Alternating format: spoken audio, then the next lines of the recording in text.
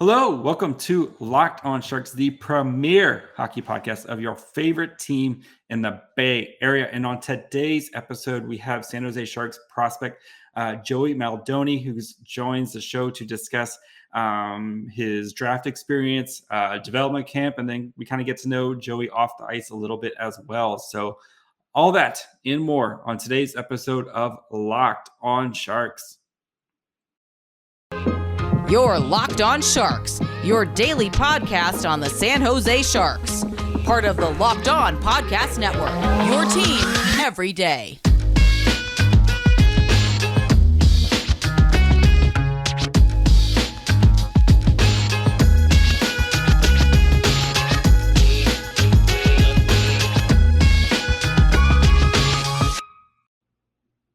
I'm your host, JD Young, contributor at San Jose Hockey Now and Fear the Fin.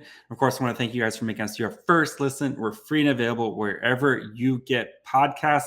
And of course, you can subscribe on YouTube. So, we have Sharks prospect Joey Muldowney, who joins the show, discusses, his whole draft experience because he wasn't actually at the draft.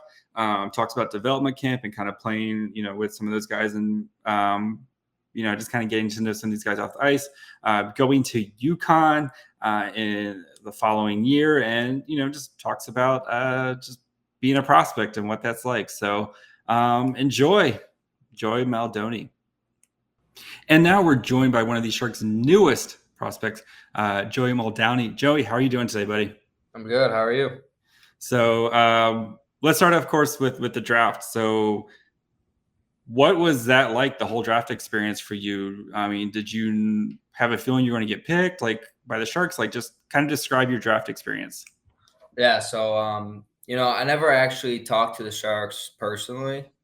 So, but I knew that they came and watched me a lot throughout my season. And I knew that my advisor talked to them a little bit throughout the season before the draft. And I just knew that they were interested. But, I never really knew if I was for sure going to get drafted or not, just because, I knew teams were interested, but teams weren't really telling me yeah, we're going to take you. But yeah, so that was kind of how my expectations going into the draft were. Yeah. I mean, you weren't even at the draft, right? You were in South Carolina with your girlfriend watching her play soccer, right? Yeah. So I was actually there. I wasn't watching her play, but she's there right now for just training and practicing with her new team. So, I was actually down there during the draft. So, yeah, I mean, my parents actually live in South Carolina, so I know the Columbia area is pretty nice. So I know that, very, go Cox down there. But I mean, so you get, you get notified, hey, I'm getting drafted. And you said it was the longest refresh of your life waiting to actually see it come up on screen or see it, right? Yeah. So I was actually sitting there in her apartment, just talking to all of her friends, because it was actually the first day that I got there. Within the first 2 hours, it all happened. So, I was just starting to get to know her teammates and her roommates that she's living with. So, I just had it up on my phone. I just set it up on the table. I was just watching here or there. I was watching, and my advisor texted me, "Congrats, dude," because he was at the draft. Yeah. And I was like, "Wait, what?" So I kept refreshing, and it just wasn't popping up. And then I finally realized oh, the Sharks have the next pick, and that was the team that my advisor was telling me was interested.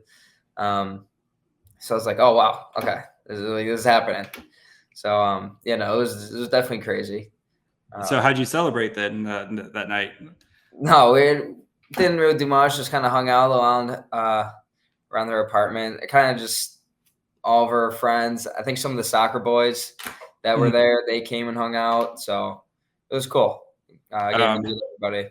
Has it sunk in yet? Are you still just at times oh wow, I'm an NHL team's property, I guess? Yeah. No, it has definitely sunk in a little more. But no, at first it was definitely took a little bit. I think once I was there at the development camp, that's kind of when it was oh, okay. I'm here. You're here. So let's go to the development camp. So what was that like playing, and practicing with these guys? I know there's a couple kind of full-time Sharks guys there and a couple guys who, played. And then, of course, you had like other top prospects like William Eklund and Thomas Bordelot. What was it like just kind of hanging around with those guys? No, yeah, it was definitely a great experience. I've been telling people have been asking me about it, and like one thing I tell them is that it was definitely eye-opening. Mhm. Kind of just like realizing how skilled some of these players are, and just obviously for me being a smaller guy, I think it's kind of eye-opening seeing how big some of these dudes are. Like Jasper Weatherby's a big dude, I know. Oh, Like, yeah. Yeah. Like some of these guys are men out there. Mm. So it was definitely eye-opening, but also it was definitely a little like reassuring because for me, I thought that personally I think I did a good job keeping up with them. And it was kind of like, all right, like let's make this happen.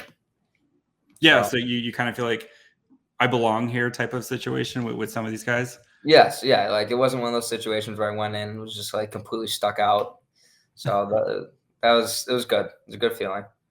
Who did you? I know they usually put up roommate. You guys are roommates. Who were you roommating with? Who was your roommate during that? Yeah, I was with Sam Mayer. Okay, sounds good. And then what was your kind of? You said you felt like you belong. What was maybe your favorite part about development camp? Probably just getting to meet some of the other prospects. Mm-hmm. It was fun. Getting on the ice with all of them, but definitely probably just getting to meet some of them off the ice and just hang out with a couple of them at the hotel, doing some other stuff, walking around. I think there's this one like mall area that we went to. I'm totally blanking on. Yeah, there's one. Yeah. Kind of big, So me and a couple of them went and walked around there for a little bit. So that was definitely probably the coolest part for me. Being an East Coast guy, how was that California weather? It was nice. I mean, the summers here in Buffalo aren't bad. Yeah. But it was definitely nice out there. Yeah, especially because like in January when it's still like 50 degrees and you can still wear shorts if you're, especially being a Buffalo guy, you'll probably be wearing shorts year round when you get to San Jose. All right, guys, before we get into more with Joey and we, talk about going to Iowa to play in there, let's take a quick break and talk to you guys about our friends over at Built Bar. You guys know Built Bar, the best tasting protein bar on the market.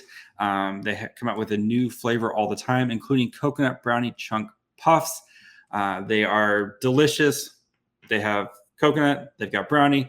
They're covering 100%. They're covered in 100% real chocolate. And they've got a marshmallow inside. What more could you ask for? And they're only here for a limited time, so make sure you guys go to built.com. Check them out. If that doesn't sound like the flavor for you, they have a whole bunch of flavors. You can even get a box with a bunch of different flavors so you can try to find out which one is your favorite. So head to built.com, use the promo code LOCK15 to get 15% off your order. Again, use the promo code LOCK15 for 15% off at built.com. And when you're all done with your Built Bar, you're ready to work out or play your next activity, before you do that, you want to go to 10athletes.com so you can finally settle the debate who's the best athlete of your friend group.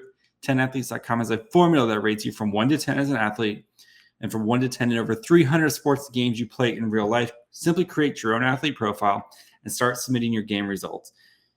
Compare your personal stats, sports rankings, athlete rankings, find out who's the best player in the backyard, the block, or even the entire world. And 10 Athletes has become the social network for playing sports. Accounts are being created every day, so get your favorite username while it lasts.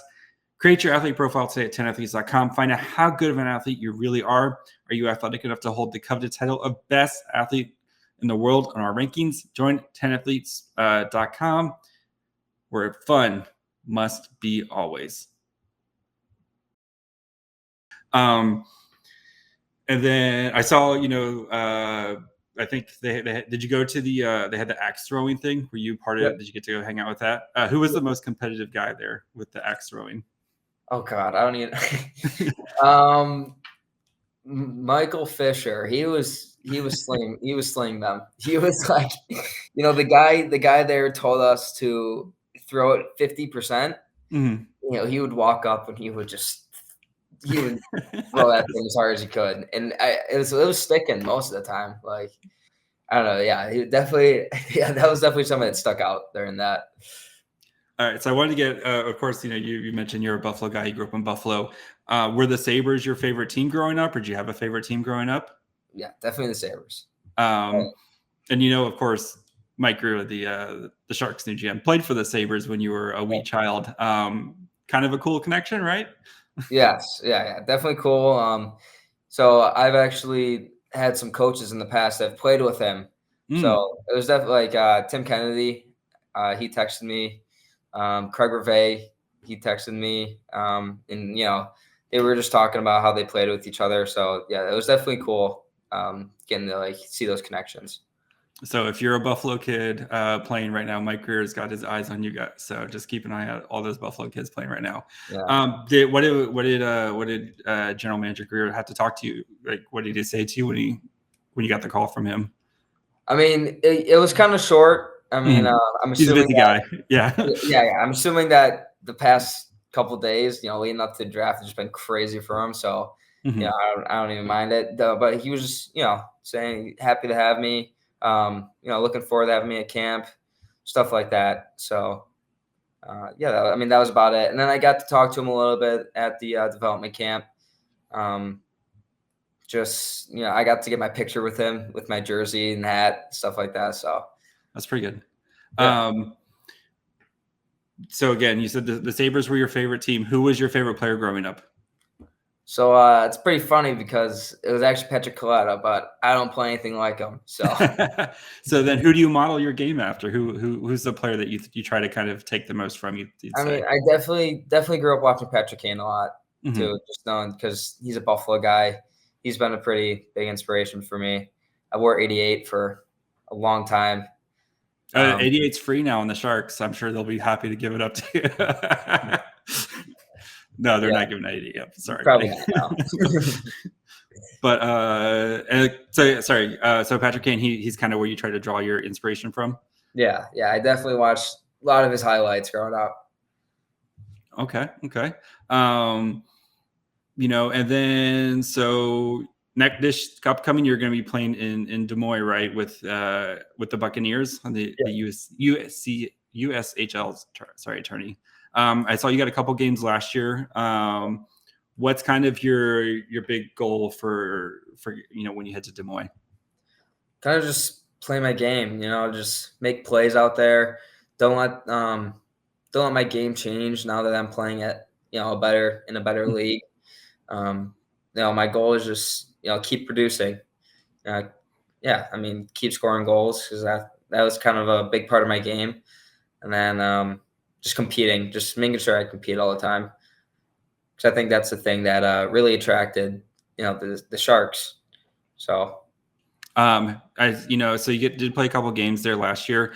What did you think of Des Moines? I've heard it's a pretty cool college town, actually. So, I mean, I didn't get to see really the college town part of it, but they actually. So people kind of diss on the rank they play in, but to me, it's kind of pretty cool to me. It's an older barn. They have charm. Those older ones have charm. So yeah. I think the atmosphere there is just awesome. I got to meet a couple of the guys. Not a couple, but I got to meet like a few of the guys that are returning. So I'm looking forward to it. It's definitely a good place, good spot. Yeah, and you have the Iowa Wild right down. I think they're right down the street too as well. And the Barracuda are going to be playing the Wild in October. I think that's where they open their season off. So you can hopefully they'll be able to get you in at least for a game to go watch the Barracuda play. So yeah. No, I actually went to go see a Iowa Wild game when I was there. Oh, nice. Yeah, I mean I know last year they had some pretty. The Wild always have really good prospects for some reason. They draft really well, but. And then you're expected to go. You're going to go to Northeastern. After that, what drew you to go into Northeastern? So I'm actually going to UConn University. UConn. Oh, sorry. No, you're fine. Okay. So what drew you to go into UConn? My bad.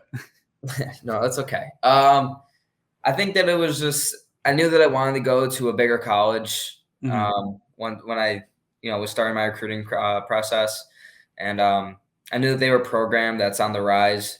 They just lost in the Hockey East Finals last year to UMass, so they're definitely a program that just gets better and better every year. And a big part of it also for me was the coaches. I got to build a good relationship with the assistant coach, Tyler Helton, during the whole recruiting process. And I know Coach Kavanaugh is a great coach. So, yeah, those were kind of the main reasons why I thought it was a great fit for me. Going back to development camp, did you kind of pick some of the brain? Because, like Jasper Weatherby, Scott Reedy, like those guys are kind of like went the NCAA route. Did you kind of pick their brains about like the college route and kind of what they got out of it getting ready to go professional? A little bit, but I didn't really get to have in-depth conversation about it. Mm-hmm. I do wish I was able to do that, but it's such a whirlwind. I'm sure the like week that you're there, everything's all crazy, right? Yeah, but I did get to speak to the one prospect Spitzeroff at Vermont last year. So I was talking to him about it, the whole like Division I level and stuff like that. So yeah, I know he's not with the Sharks yet, but it's definitely cool to be able to talk to him about it. Yeah, I mean, a lot of the Sharks guys, especially this year's draft, are going the NCAA route. What do you feel about like going to college? Because you're getting to play hockey, of course, but then also working on your degree.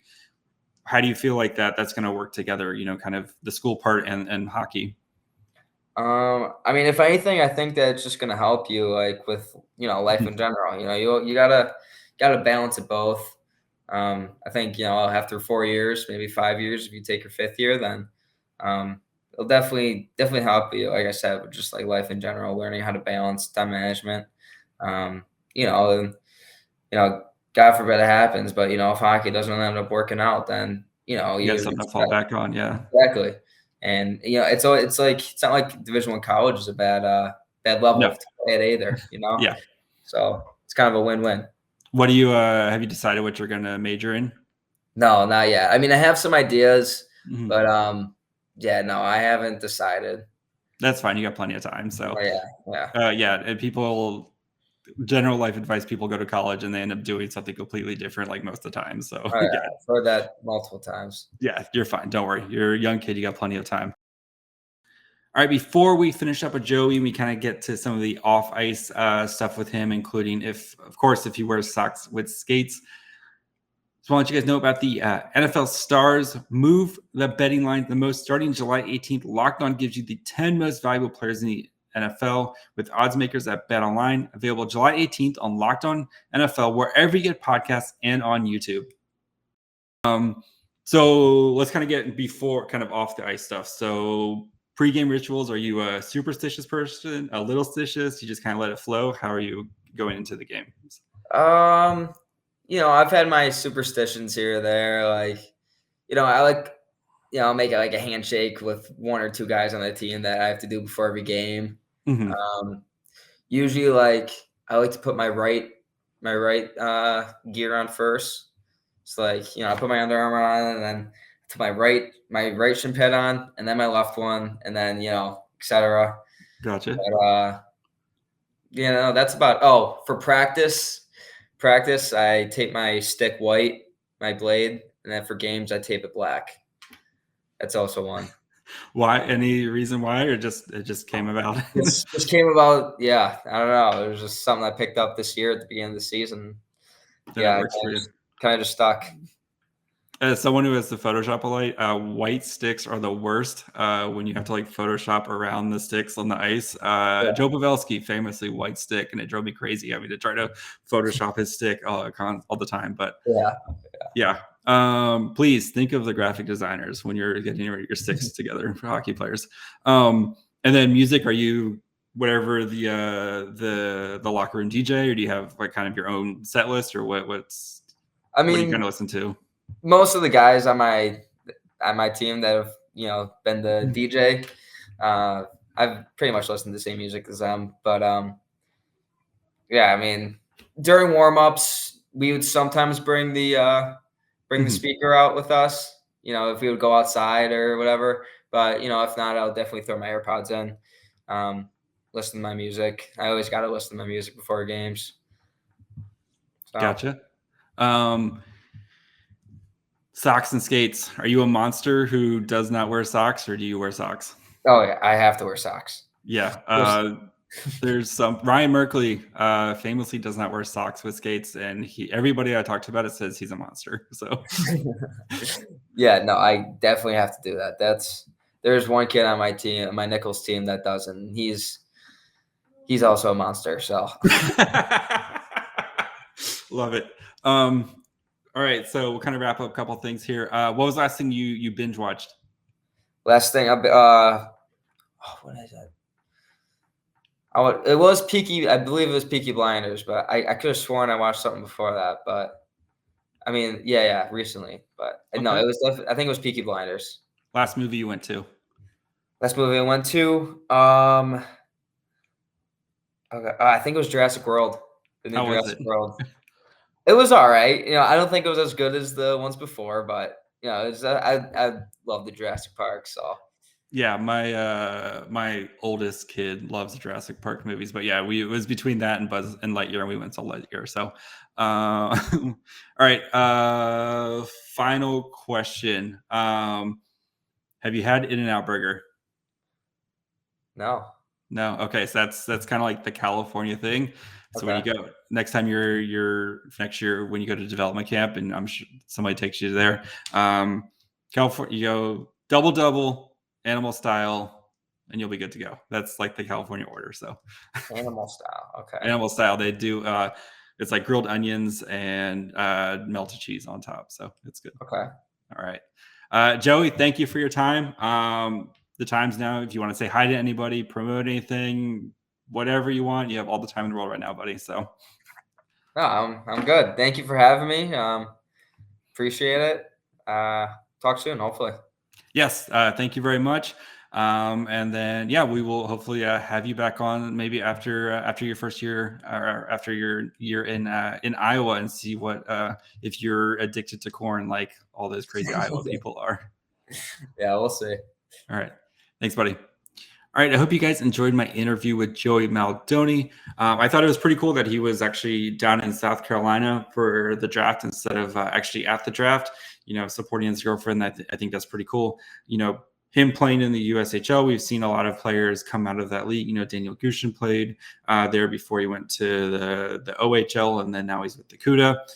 And the USHL going into college, that's a pretty kind of standard route. So I expect him to spend some time in college, but it'll be good for him kind of getting around that college program and working through that and getting ready to make this professional, hopefully make the Barracuda and the Sharks one day. So seems like a great kid. I'm rooting for him, and I think the Sharks. I think they might have found a diamond in the rough here late in the draft. So if you enjoyed my interview, make sure you guys are following along, especially on social media, Twitter, Facebook, and Instagram at Locked On Sharks. Of course, you can listen wherever you get podcasts, Apple, Spotify, Odyssey, all those places. If you're on Apple, please leave a 5-star review. YouTube, of course, all the shows are on YouTube as well, and they actually come out the night before. So if you want a little sneak peek, and usually there's a nice little watch party with those, you can kind of go hang out with other Sharks fans as you're watching the episodes. So make sure you guys do that. Go check out the Locked On NHL show when you're done listening to this, especially with all the craziness with Matthew Tkachuk, wherever he might be going. Plenty of fun NHL storylines going on there. So that'll be it for today. We'll be back tomorrow to look at a potential coach for the Sharks. So make sure you guys are locked in for that. Bye, friends.